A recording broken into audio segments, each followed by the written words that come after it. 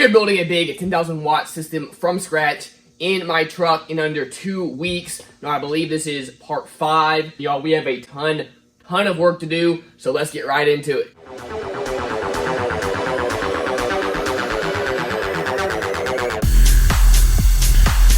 Super quick reminder, we are giving away this Avatar STU at the end of this series. This is, of course, a subscriber giveaway, so please be subscribed to the channel. Stay tuned. Cannot wait to be shipping this out to somebody here soon. And hey, if we can get up to like 80,000 subscribers, I'll be throwing in something extra along with this, either a Downtown gift card or I'll be throwing in some cash. Previously on this series, we installed a 370 amp MechMan alternator, which is the biggest alternator that I could get for this thing. We also installed a big 10-inch Atato touchscreen. Now this touchscreen is nothing fancy, but it does have all the pre-outs that I need to run the system. And then last night, it was dark, but I went ahead and hooked up this awesome Knob Concepts bass knob. This was made for me for the Sundown show last year. This thing is cool. Went ahead and hooked it up. I just need to heat shrink these just to keep all that safe, figure out how I'm gonna tuck all that in.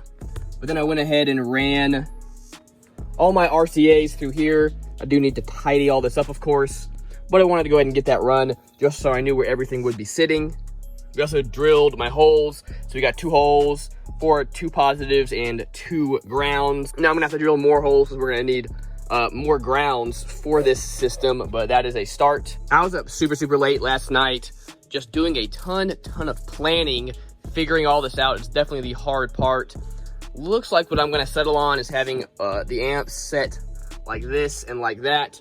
This will allow me to get to my controls, will allow me to put my fuses right there where I can still get to them, because this top platform is actually gonna be raised up a little bit. It's only gonna come about to here. So again, this will give me access to my batteries when I flip the seats down.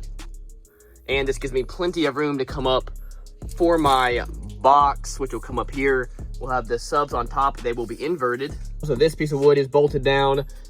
When you're doing this, you definitely want to make sure you're not drilling into a gas tank or any lines. So fortunately, this truck has a ton of room underneath here, so that was not an issue. But it is bolted down there. I do have factory bolt locations along it too. We're gonna build another platform here that will be bolted on these factory seatbelt locations. And then we're gonna have another platform up above it that's gonna come out about to here. So I've got the plywood for that. So let's go ahead and cut that and then start getting that connected.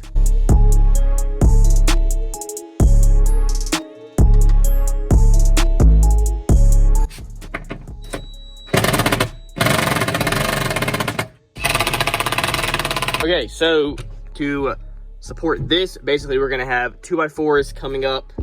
So let's measure that real quick. I know it's gotta be higher than this. So we're gonna cut them all to 7 inches over here.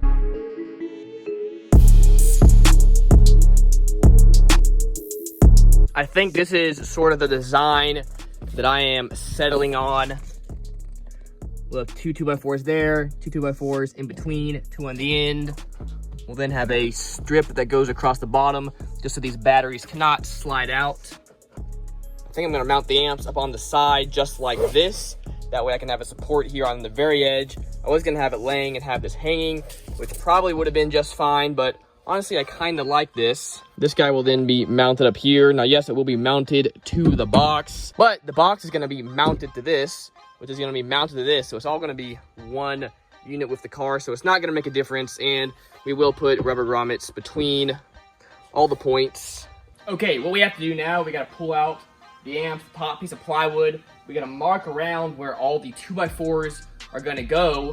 We'll then unbolt this bottom piece, pull it out, drill holes where I made all my markings. We'll then put screws up from the bottom into the 2x4s. The 2x4s will all be set, it'll all be screwed from the bottom, so it'll be nice and neat. We then can mount my batteries and all that. We'll do the same to this back piece of wood. We then can take my top piece, put it down, screw it down from the top. So everything will be super secure. That will be great. Then we can mount the amps and all that stuff.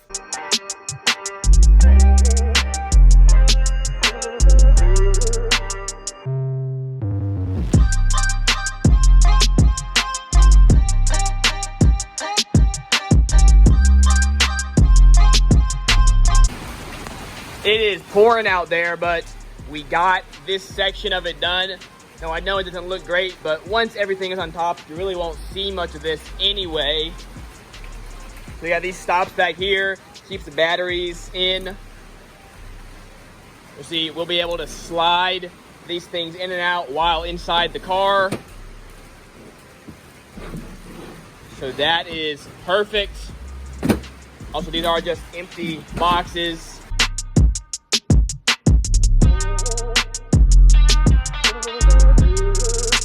Here's the platform all done. This thing is awesome, and this gives me plenty of room for my box. All the supports and everything down here.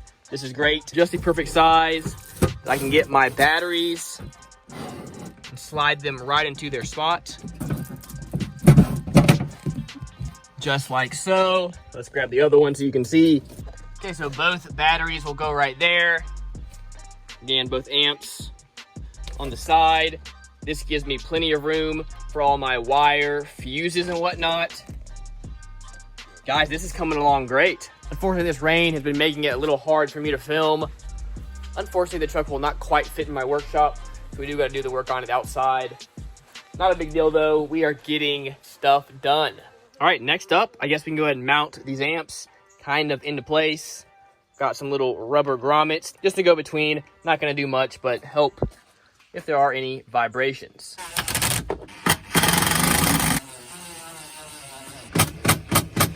Got the other side mounted. Now it will have to be upside down. Now I'm not 100% sure which exact way I'm going to do this. Right now I have it set up to where the power input's over here on the outside. That would allow me to really easily run my fuse block right there, where it would be real easy to get to. Now I could flip this over. It would just be a little tight, but I could round the power wires into there. That would allow me to maybe stick my fuse block in there. It'd be a little bit harder to get to, but still not impossible. And it'd be out of the way and a little cleaner. I don't know. Y'all let me know what you think I should do. Again, I just have to flip each side around. Wouldn't be a big deal. For my fuse block holder, I made this little mount for it. Now I know it may look a little bit ghetto, but